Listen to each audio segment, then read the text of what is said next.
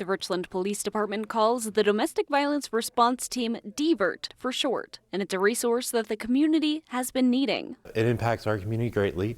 As we know, it's an underreported offense. We do see that it is a continuous offense. DVERT is meant to provide comprehensive support to those affected by domestic violence in our community. It's made up of 3 RPD patrol officers who volunteered for the role. They are patrol officers, so they are still responsible for their assigned duties as patrol officers.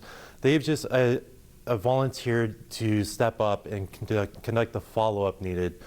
So they work with our SARC, with our domestic violence advocates, with our prosecutor's office, and they do follow up with our victims to ensure that any injuries that weren't identified initially are followed up on, or just any resources that they may need are given to them afterwards. Commander Christopher Mason says the team attends extra training focused on DV, like most recently a domestic violence summit and conference in Spokane. Soon the team will go through interview-based training and evidence collection training.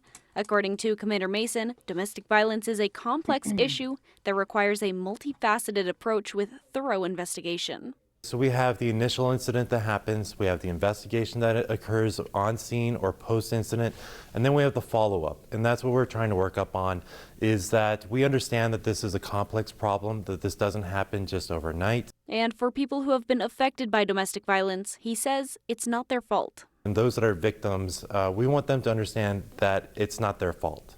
And I think it's important for everyone to understand that those that are victims of violence, it's not their fault. Often there is shame and confusion that's assigned to these events, and we want them to know that we're here to help them and to provide them the resources available.